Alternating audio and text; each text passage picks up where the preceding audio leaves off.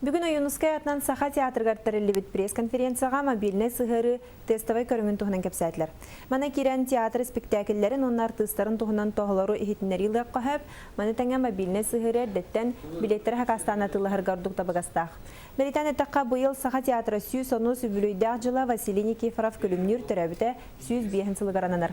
Ғымайын онақсыз күнігер манчары ден Саха бастақы драматическай емнетін премьерida болуға. Бұл спектаклі главный режиссер Руслан Тарховский тұрорда. Премьера туһунан толору хитиннәрине мобильный сыгырыттан әме билек қағып.